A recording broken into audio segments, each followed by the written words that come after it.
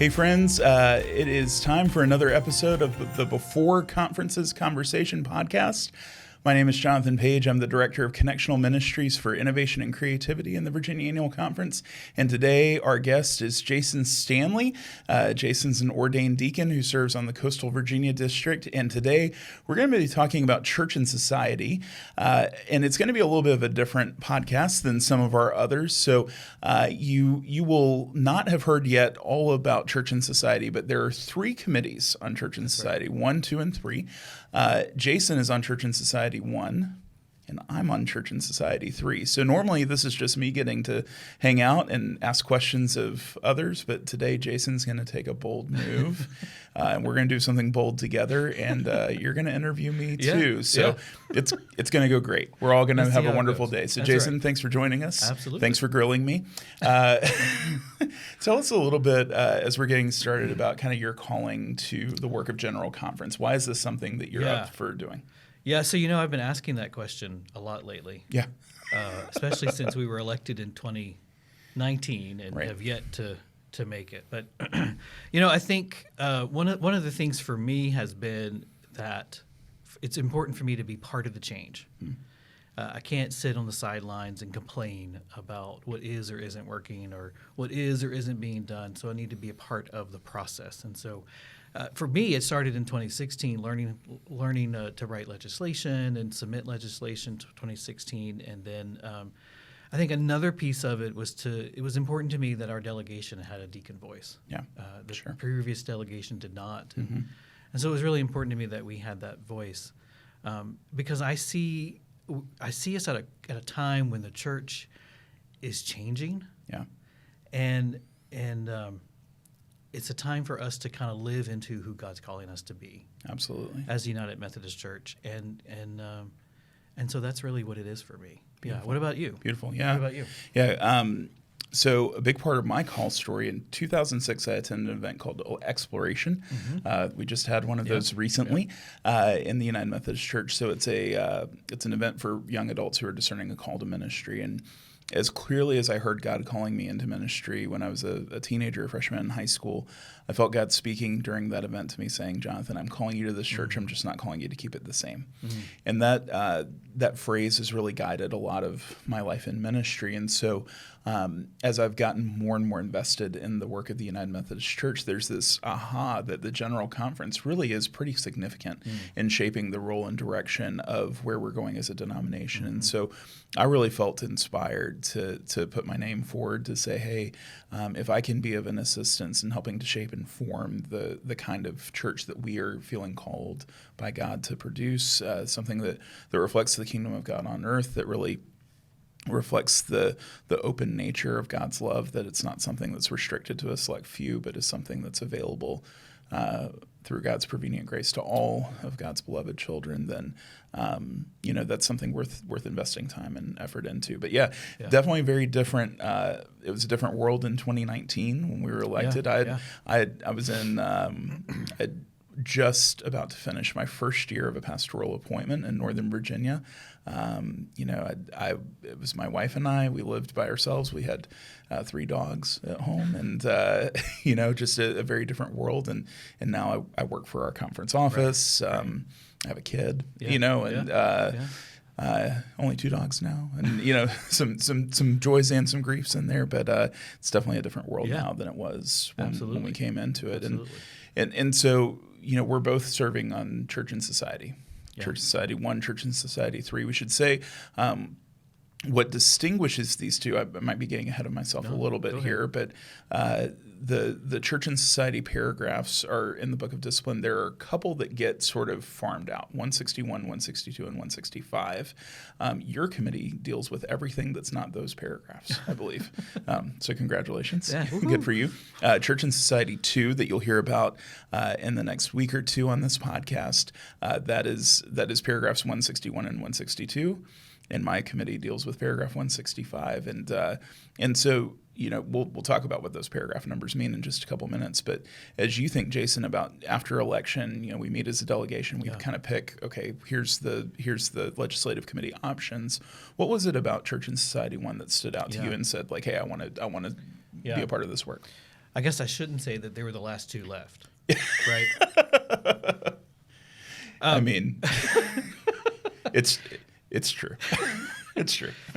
I think for me, at least where I was in 2019, the bulk of those paragraphs are our social principles, which is a way for us to kind of they're principles or guides for helping us make sense of the world we're living in, from not just from a Christian perspective, but from a United Methodist perspective. And so where I was and who I was in 2019, not that it's not important to me now, right? Sure. That was a significant draw for me. Sure. That work of justice and that work of compassion that is included in those social principles. Sure. So, yeah. And you? Well, and so for me, similar. I'm the last elected clergy delegate, so I absolutely had no choice. It was, in fact, I missed the meeting where we picked the committees. So I got a text. This is what you got. I got a text from somebody like, "Hey, you're going to be on Church and Society 3," and I was like, I didn't even realize there were 3 church and societies. So this is great. But what's been great about getting more invested in the legislation is that Church and Society 3 looks at the political community element of the social principles. What that means is that we're really the place. Most of our work is in the Book of Resolutions, not in the Book of Discipline. Yeah. And so, we're the committee that has all of the resolutions around Israel and Palestine. That right now feels really, really pressing, and really important to think about. How do we shape the voice of United Methodism around this really tense space of conflict? And I think, I was just going to say, and to note that most of those came in prior to the current conflict. Right. So it's That's even exactly more right. weightier, That's right? exactly right. Yeah. Just recently, so we're recording this in kind of early to mid March.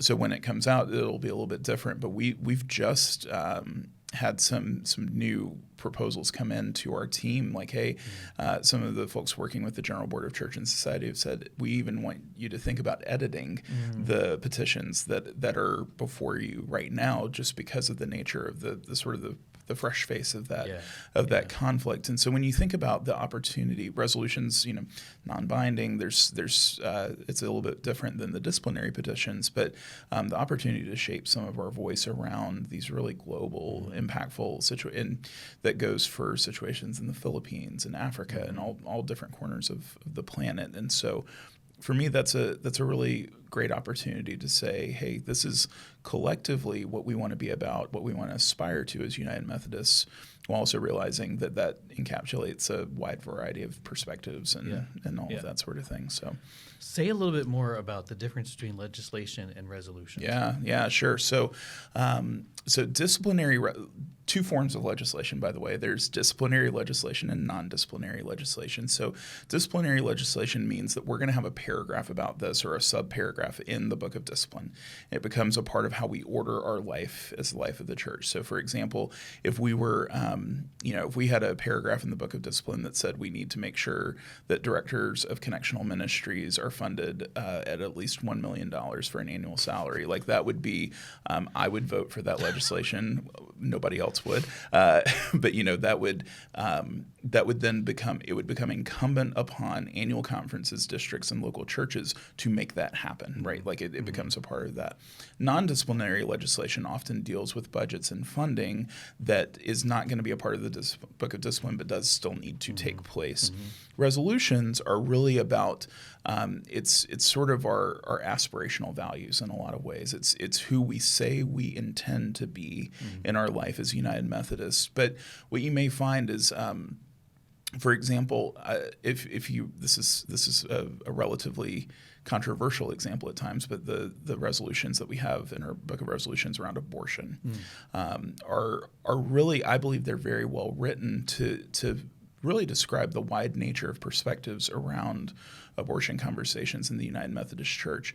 And the attempt that's made there is really to describe, here's where United Methodists believe around this issue or this conversation.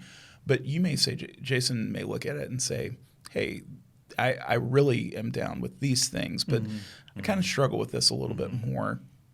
That is a little bit generic of a description, but that's some of how that can be. And another example, like in Church and Society 3, there are some resolutions that would call upon the United Methodist Church to petition like the United Nations, for example. Well, that's great for us to do.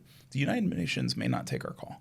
It's just try to be a pragmatist. Maybe they will. Yeah. We're an influential body, but it may be about a relationship where it's not compulsory upon both parties to participate. Right. So that's a piece of it. And so being a resolution, something like that, is not a requirement. Exactly. It's a suggestion. It's a suggestion, right? An aspiration. Disciplinary things, where it's discipline becomes part of the you do this, and if you don't do this, in theory, it's punishable in some capacity. And the church even separates those in books, right? That's we have a book of discipline with all of that stuff, and then we have the book of resolutions. Yep, which that's exactly right. Keep them.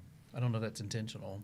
Well, but it definitely, and it ends up, I don't know, do you have in your library, do you have the discipline and resolutions from like the past few years or anything like that? Okay. No. So I'm a dweeb and I do.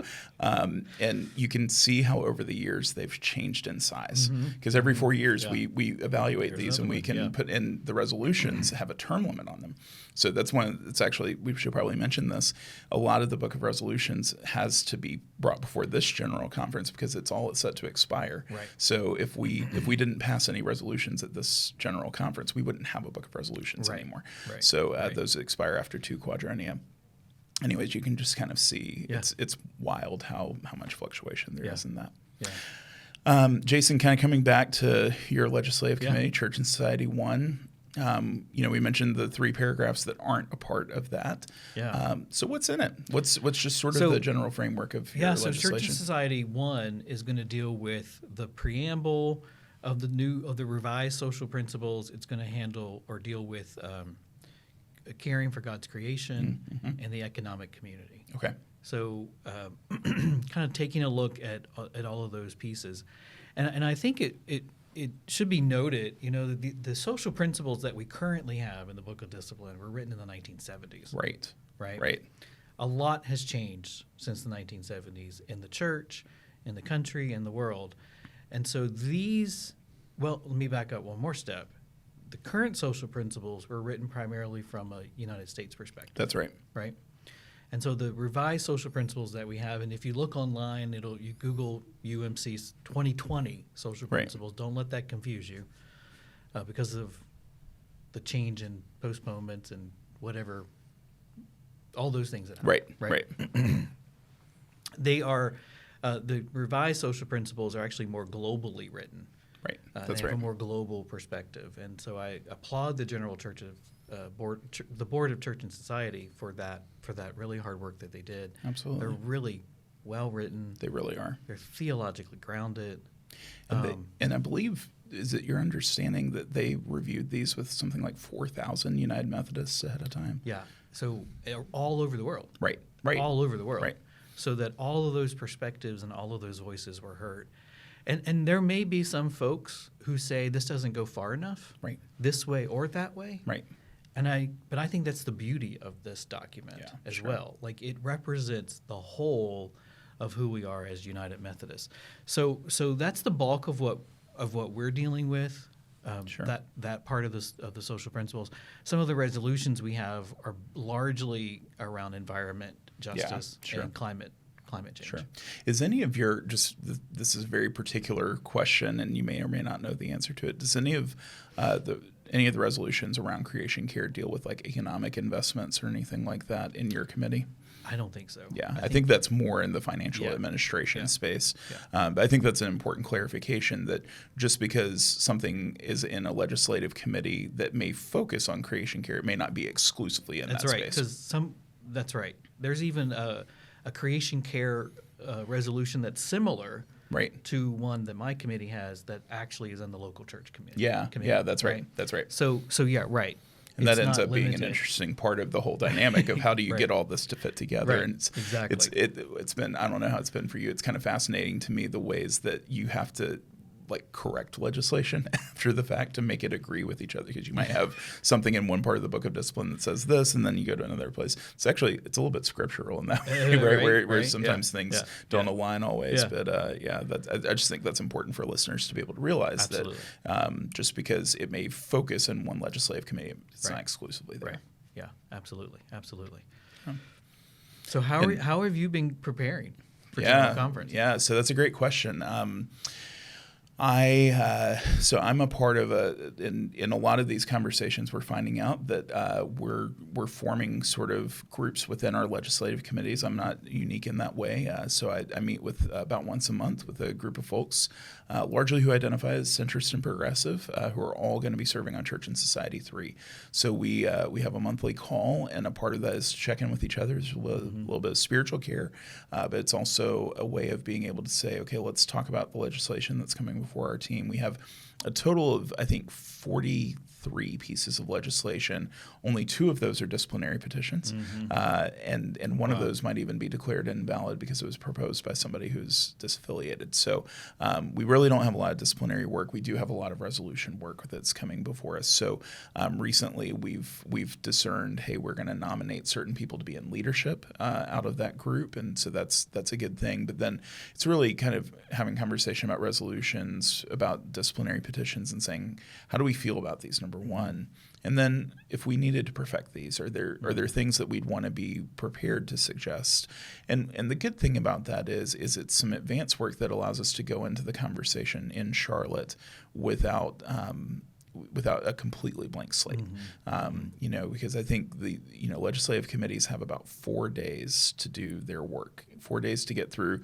If you've come to annual conference, to get through a single petition often is an hours-long endeavor. And so you start talking about, and our committee has one of the lowest number of total petitions of any of the committees. There are some that have hundreds of petitions. So you just organizing that work in advance is helpful. And then on a personal level, recently I took a couple days to go away, and I read the entire ADCA, the Advanced Daily Christian Advocate, just to get a sense of where those petitions are lying. I have a couple of folks who have helped me with that, just to summarize and say, hey, you might want to pay attention to this, ask questions about that. So that's been some of me.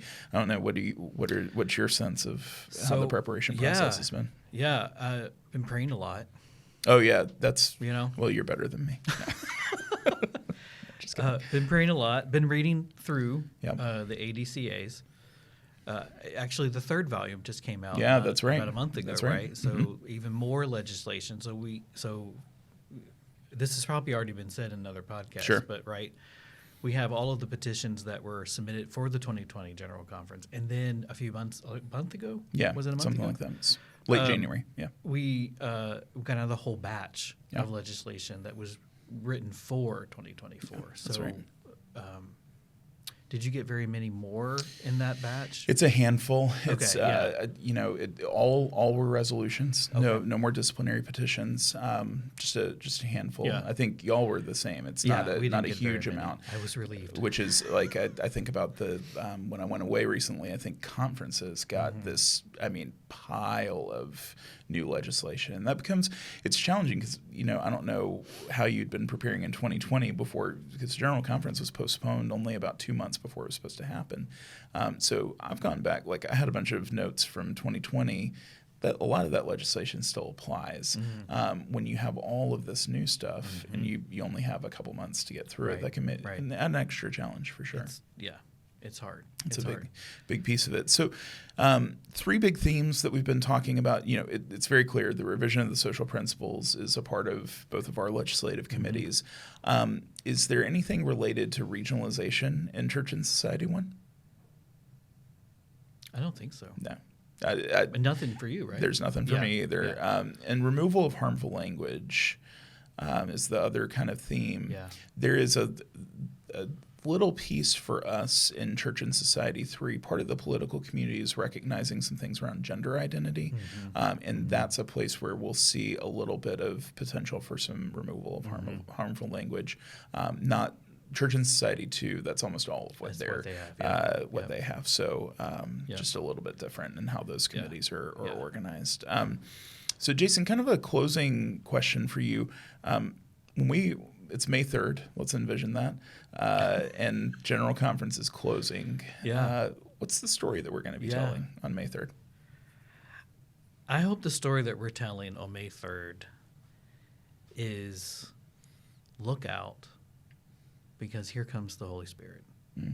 That a new, fresh movement of the church is about to happen. That we're going to share Jesus with more enthusiasm and more excitement. And that we're going to move forward. Yeah. Right? That's great. We gotta do it. Yeah. I love that. I love that. We gotta do it. What do you hope to see? I Yeah. mean, other than being tired and probably sleeping in. Yeah, that's you right. know. That's right. Yeah, I hope my story is let's go have a tasty beverage, a good Capri Sun, and and then let's go home. No, I've had the fortune of asking this question to a lot of folks, and I've thought about it a little bit. I hope that we're bearing witness to what the church can be when it's at its best. The reality is, I remember coming home. I attended the 2019 General Conference. I know you and I we sat together for some of that. And I remember coming home from that and having to say that a General Conference can legislate for the church, but it cannot be the church. I would love for this General Conference session to be more a reflection of the church in action as opposed to a church in legislation. That's my hope for that gathering, that we'll have a positive public witness, and like you said, that we'll be attentive to the work of the Holy Spirit in and around us, and we'll see how that goes. It's I hope that part of that is we empower. We organize ourselves in such a way that the local church is empowered Amen. to be in ministry. Yes. Because that is where disciples are being made. The most significant arena through which disciple making takes place. We sat together, right? That's we right. sat together in 2019, and I can tell you, no disciples were made. That's right. At General Conference. That's right. Right. That's right. Some were unmade. So if we can do some hard work at the General Conference that then empowers the local church to be and function as we say it should, right? Absolutely. To be about this disciple making, disciple building. I think you're so right.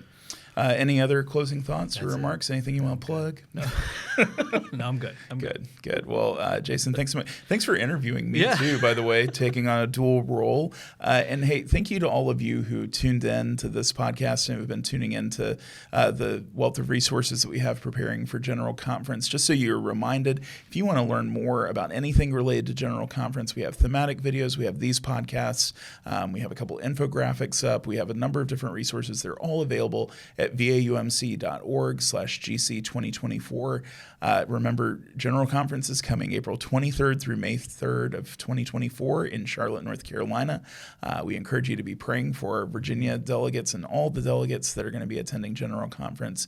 And just thank you so much for taking the time to learn more about what General Conference is and does. Absolutely. Jason, thank you. Thank you. Enjoy the day. We'll see you soon.